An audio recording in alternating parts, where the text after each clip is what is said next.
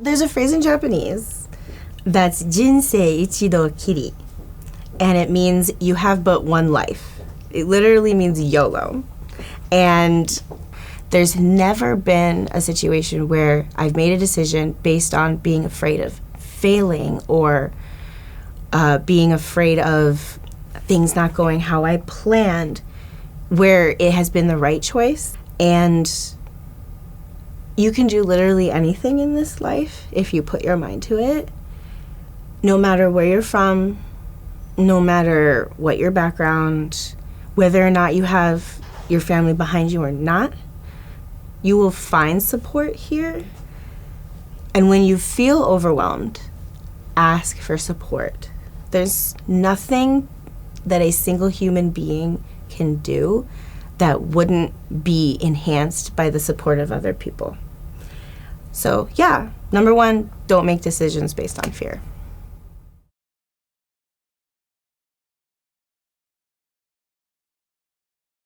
My background is that I graduated from UW with my undergrad in 2014, and that's when I immediately moved to Japan to participate in the JET program, which is a government-funded program that brings native English speakers over to Japan so that they can assist in English-speaking teaching over there. It's a big initiative that's been going on since 1986, and I had wanted to be part of it since I was 14. And my whole career at UW, my whole academic career, the reason why I chose UW is partially because of all of the really excellent study abroad programs that UW offers. For example, the one that I chose out of all of the ones that were offered for Japan was the one with Osaka University, because I could do undergraduate research. And I was really interested in undergraduate research when I was getting my undergrad, because I was getting my undergrad through the Gender, Women, and Sexuality Studies department. And I chose UW because it was one of the few places in the country where you can get a PhD in Gender, Women, and Sexuality Studies. Sorry, there's like a piece of hair. It's okay. And so I knew that the subject matter of the material was taken seriously, and it wasn't just some slapdash department that you might find at a liberal studies college or something like that. So I came back from Japan right before the panini hit, right before the pandemic. And, you know, when you come back February 2020, all of your plans go down the toilet. And I knew that I wanted to work at UW. I was very proud of having graduated from UW. And I lived in Japan for a long time. I have a great passion for the Japanese language. And so I worked really hard, and now I'm the department coordinator for the Asian Languages and Literature department. So that's me.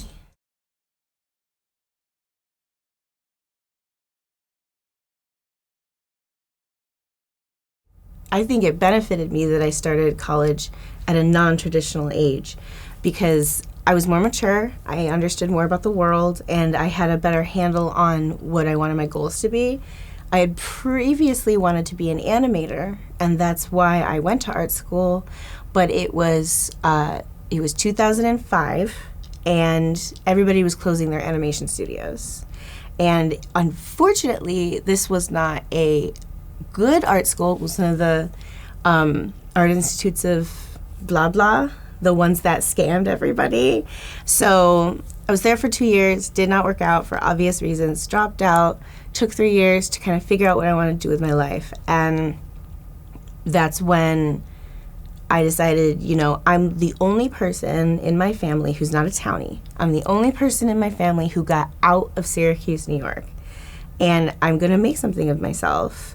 So I reapplied my passion for social justice and representation of women in media, and I combined that with my passion for Japan and Japanese, and that's how I got to where I am as a first-generation college graduate in my family, choosing something that, you know, isn't super connected to a career. Like, I didn't become a lawyer, I didn't become a doctor, I didn't become an accountant. It's something where I really wanted to expand my understanding of the world, so that when I did move to Japan and participate in the JET program, as I mentioned, I knew that I wanted to do that from 14.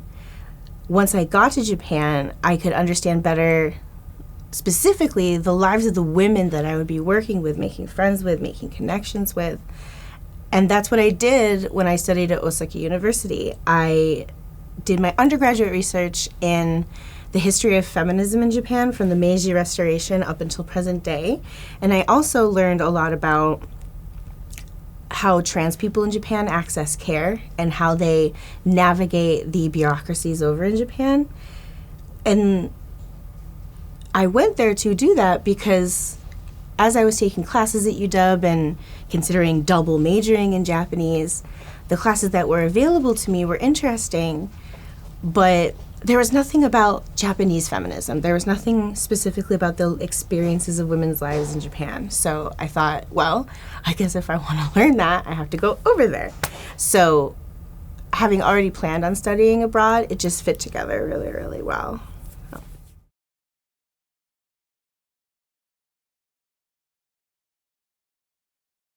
I worked full-time and I went to school full-time.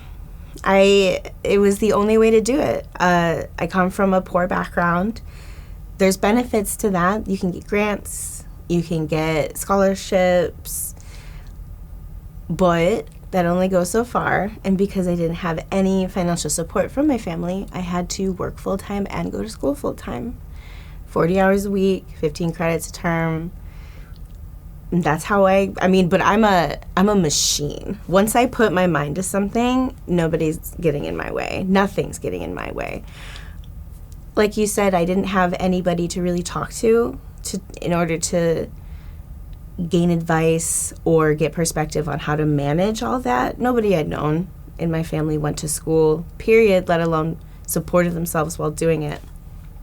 So I lacked that, but in retrospect, I had really good relationships with several of my professors, especially in the Women, Gender, and Sexuality Studies program, because it's a small department, and you get to know those instructors really, really well.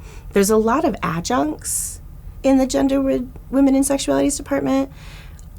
I took, my favorite class that I always talk about to this day is Psychobiology of Women.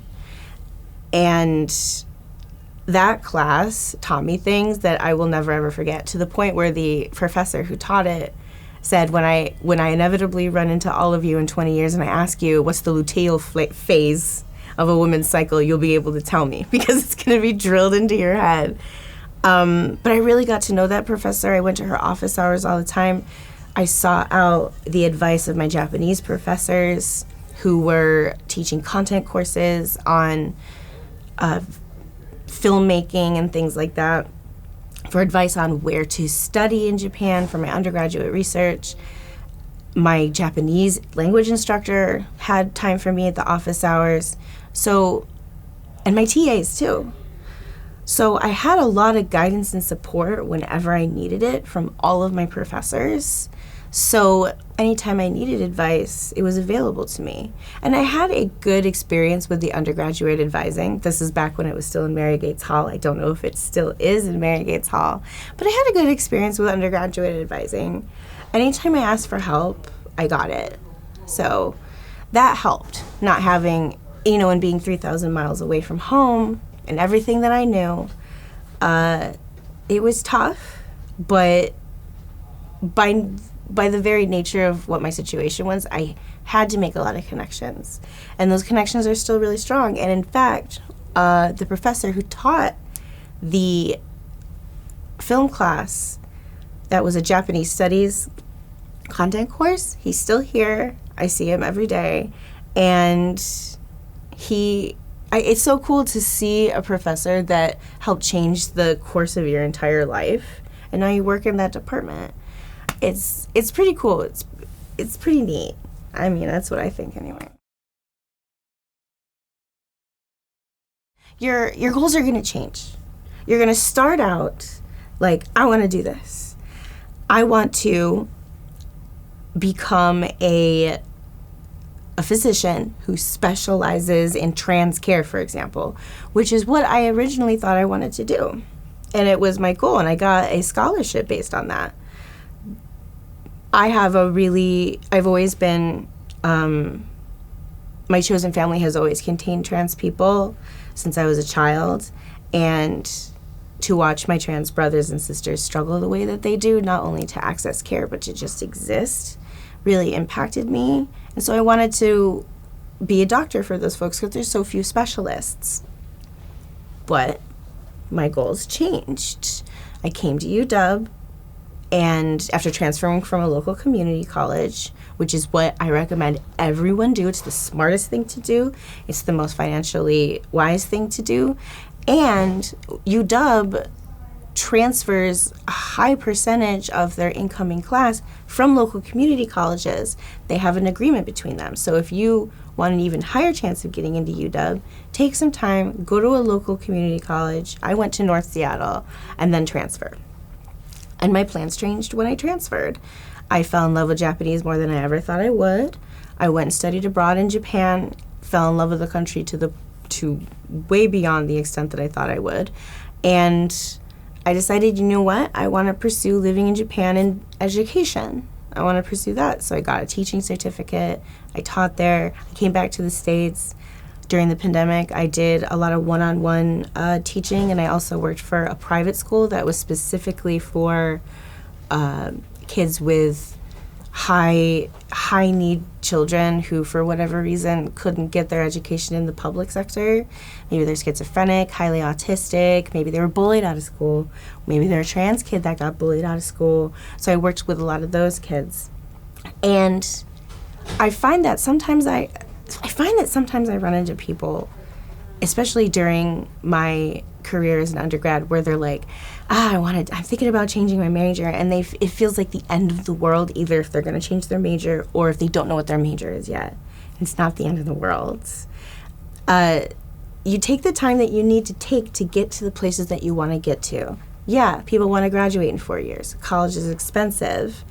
But if it takes you 5 or 6, that means that that's what you needed to do to get where you wanted to be. Don't compare yourself to the experience you're supposed to have. So be kind to yourself.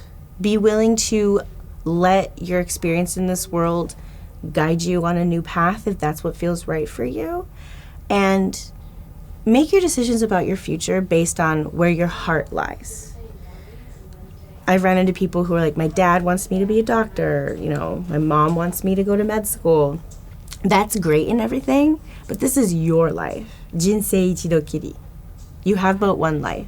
So really make the decisions for yourself and your future, because you're the one who has to live the next 60, 70, maybe 80 years of your life. So that might be the last piece of advice. So.